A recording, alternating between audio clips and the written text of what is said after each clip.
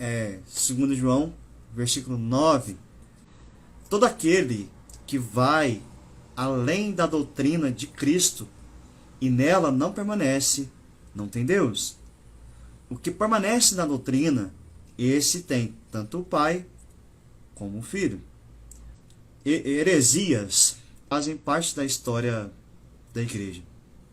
Elas sempre existiram, existem hoje e sempre existirão. Toda heresia, ela se inicia com o afastamento da revelação bíblica. Não necessariamente negando as escrituras, mas também acrescentando as escrituras. Por isso que no título Além da Cruz, quando você olha assim, nossa, um título chamativo, vai falar uma coisa interessante, né? Uma perspectiva além da cruz. Mas uma perspectiva além da cruz, ela vai se tornar uma heresia. Ou seja, geralmente as heresias, então, elas não creem na suficiência das escrituras. É necessário ou acrescentar algo, ou retirar esse algo, ou modificar esse algo em relação à palavra de Deus. Um pastor do povo de Deus, ele tem que se preocupar com isso. Uma das grandes atribuições dos pastores, dos líderes da igreja, é de velar, cuidar a igreja para que ela não seja influenciada, atacada, invadida por heresias. E o apóstolo João, como bom pastor, ele exerceu bem seu papel. Ele escreve estas cartas, e mais específico essa segunda carta, para mostrar que havia falsos mestres se filtrando na igreja cristã.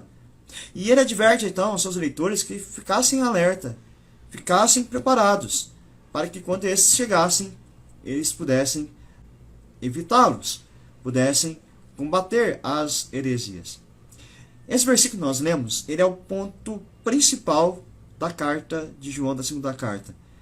Porque havia aqueles que aceitaram a visão distorcida dos falsos mestres, que já não estavam mais permanecendo nos ensinos de Cristo Jesus. João, então, ele alerta, avisa a congregação para evitar esse tipo de falsos mestres, esses ensinos equivocados das Escrituras. O risco da sedução por essas ideias que estavam sendo ensinadas era muito grande, porque era algo bonito de se ouvir, era algo interessante de se aprender, que era basicamente o gnosticismo, a ideia de um conhecimento esotérico, um acesso ao poder divino que você poderia ter por você mesmo, pelo esforço da sua mente, pela sua conquista, pelo seu mover. E também do chamado docetismo, que repudiava a matéria, aquela ideia da matéria má e o espírito que é bom. E nesse sentido, essa doutrina veio a ensinar que Jesus Cristo, na verdade, nunca foi homem. Ele era só uma aparência de homem, mas a sua essência era espiritual. E aí isso dava a ideia de um cristianismo superior, um cristianismo ousado, moderno. Naqueles dias, o cristianismo estava começando, mas já tinham a busca por um cristianismo moderno. Permanecer na doutrina dos apóstolos poderia ser antiquado, fora de moda ou algo primitivo. Isso é um perigo nos nossos dias hoje. O surgimento de novas doutrinas, de novos ensinos para chamar a atenção. Esse ensino é legal, isso é inovador. Cuidado, não existe ensino inovador. Não existe isso. Todo ensino inovador, ele vai além das Escrituras. João diz assim: todo aquele que vai além e não permanece na doutrina de Cristo. Quando a pessoa não permanece mais na esfera dos ensinamentos de Cristo Jesus, ele vai ultrapassar limites. E se alguém avança esses limites, ele vai deixar alguma coisa para trás. E ele vai deixar justamente a fé verdadeira. Na verdade, em vez de avançar na prática, essa pessoa está regredindo, ela está retrocedendo e caminhando para a sua ruína espiritual. O verdadeiro progresso sempre está arraigado na doutrina de Cristo Jesus.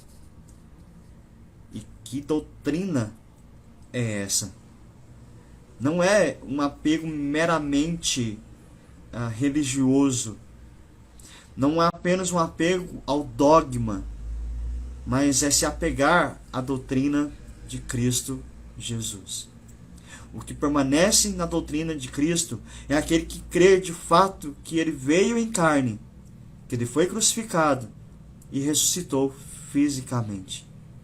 Qualquer um que negue isso, que negue que Cristo é o Filho de Deus, que se encarnou, que viveu entre nós, que morreu numa cruz, foi sepultado e ressuscitou ao terceiro dia, e que hoje está vivo e que voltará, se há uma negação disso, ou acrescentar coisas além disso, já não é mais a doutrina de Cristo Jesus. E quem abandona isso, João, é bem sério, não tem a Deus.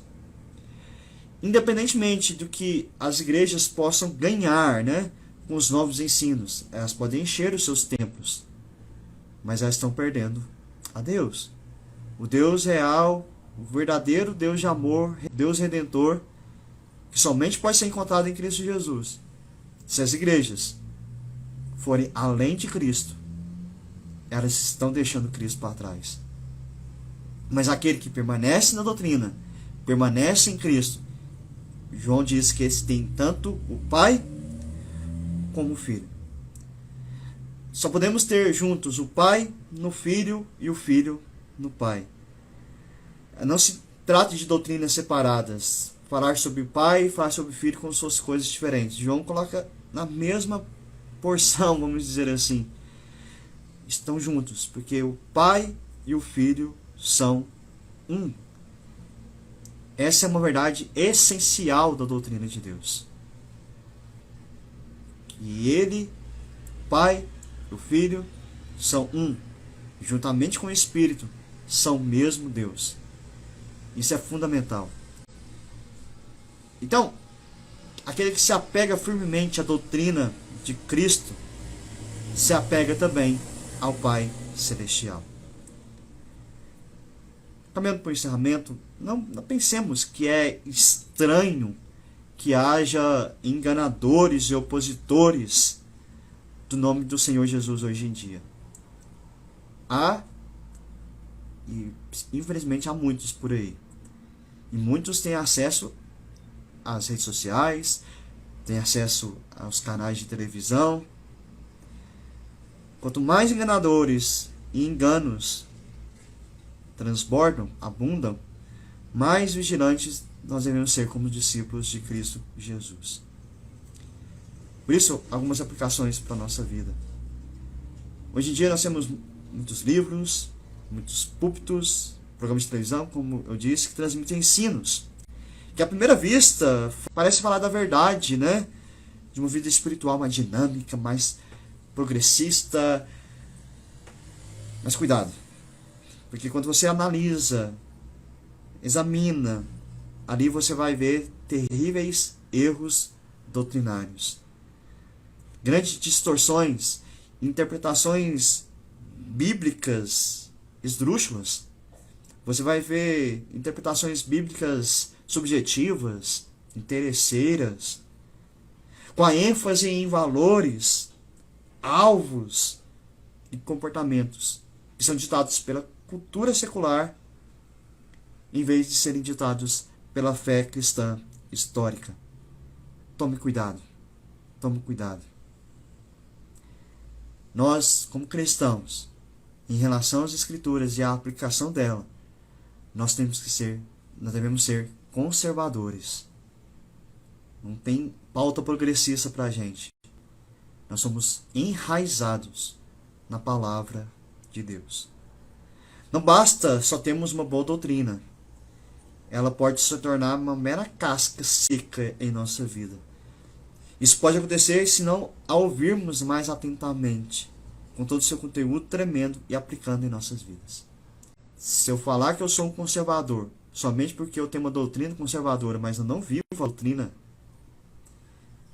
é em vão.